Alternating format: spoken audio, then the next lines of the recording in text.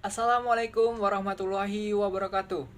Halo, perkenalkan nama saya Kelvin Sahida. Saya mahasiswa Winsuska Riau, jurusan Bimbingan Konseling Islam. Saya semester 3. Baik, di sini saya akan menjawab pertanyaan-pertanyaan model-model konseling, yang dimana pertanyaannya ialah jelaskan teknik-teknik yang dilakukan dalam pendekatan psikoanalisis, asosiasi bebas, interpretasi, analisis mimpi, analisis dan interpretasi atas resistensi, dan analisis dan interpretasi atas resistensi.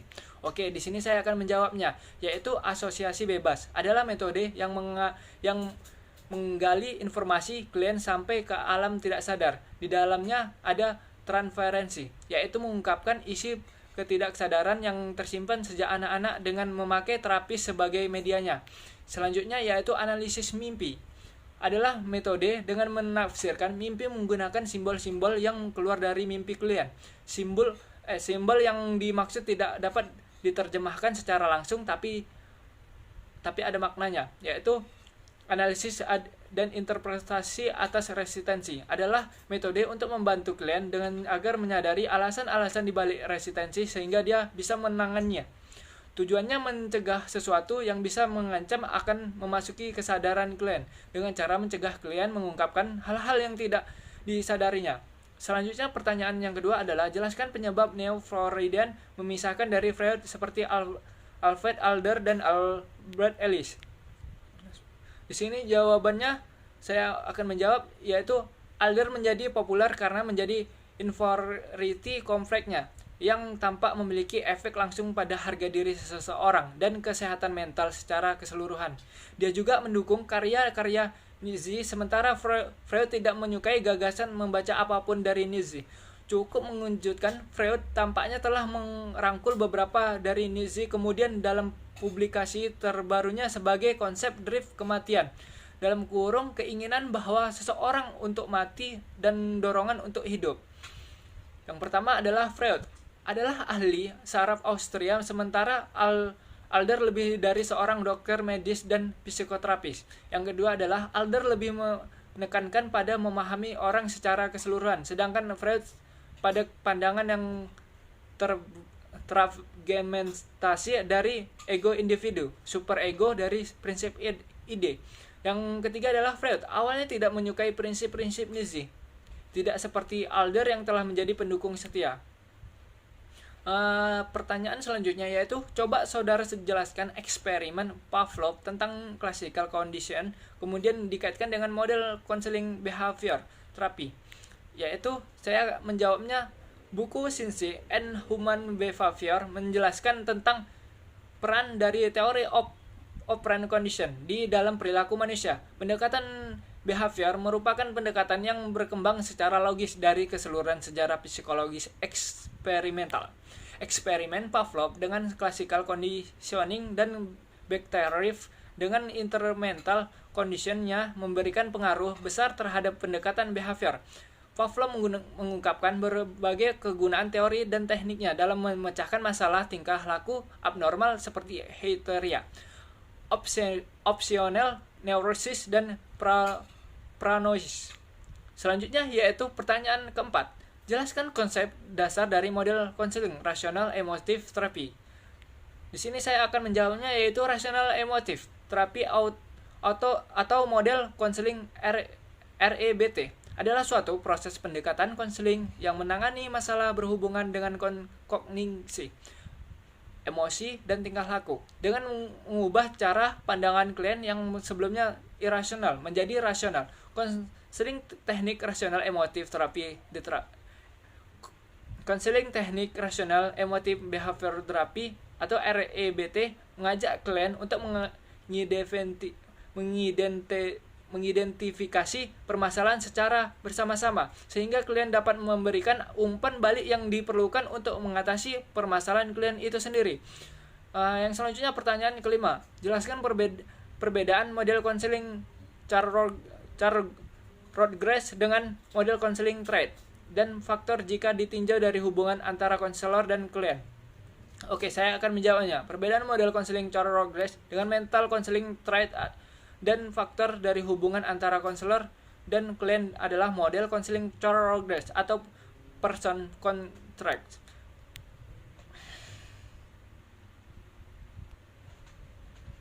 bertujuan agar klien mencapai tingkah yang lebih tinggi secara mandiri, fokus pada klien, tidak pada penyajian. Masalah klien terapi tidak memiliki tujuan spesifik untuk klien. Landasan dari teori person contracts adalah memandang bahwa klien dalam hubungan dengan terapis memiliki kapasitas untuk bertahan dan memperjelas tujuan sendiri.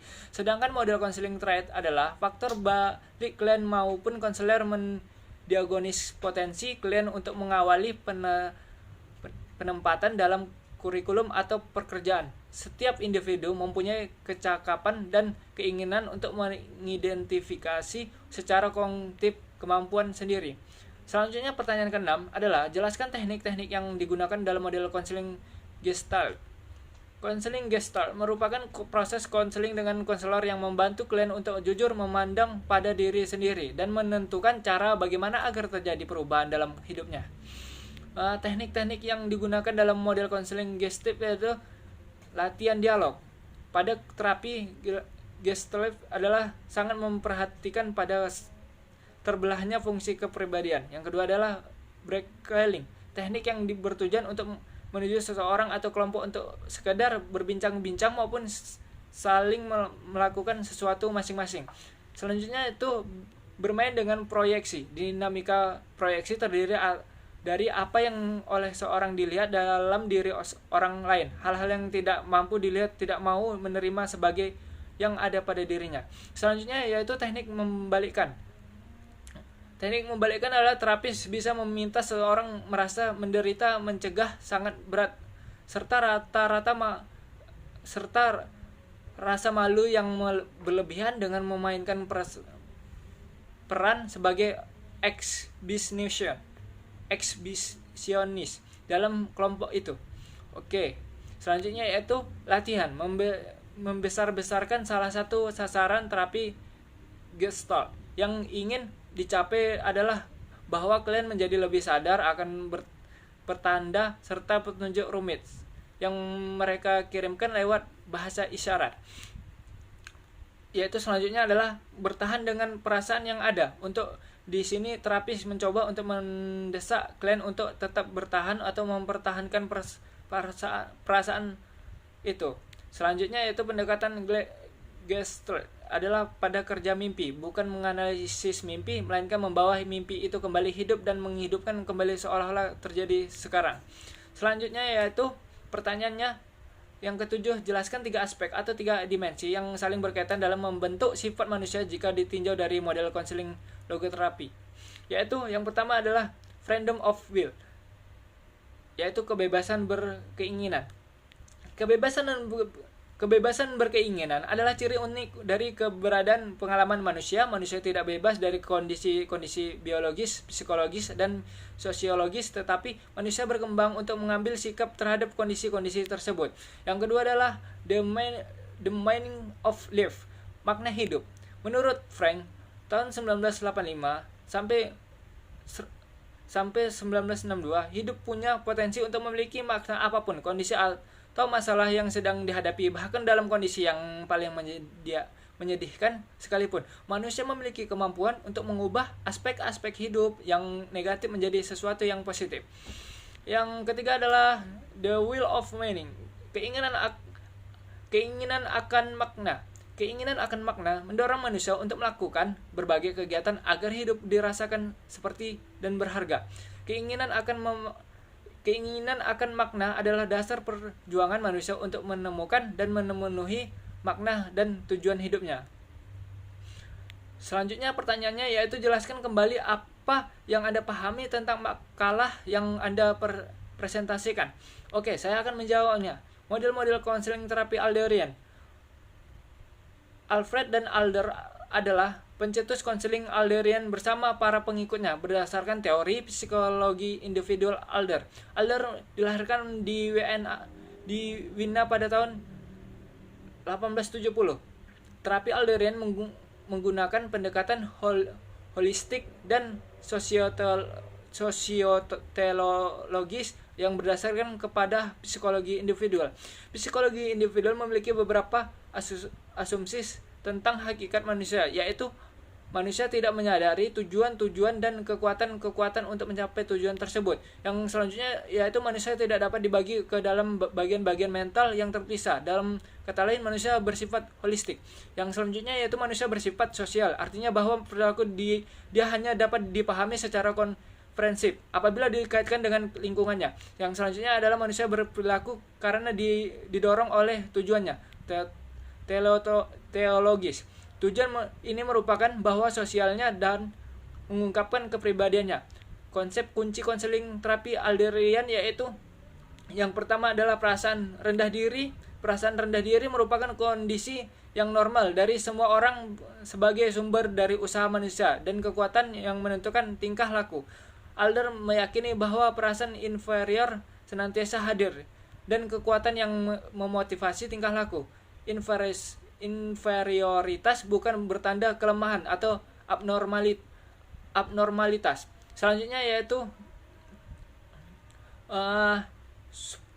striving of supporting of profession adalah Adler menyatakan bahwa striving of supporting ini merupakan fakta fundamental dalam kehidupan.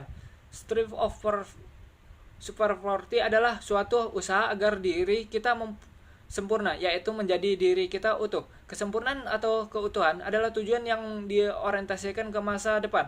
Yang selanjutnya adalah gaya hidup.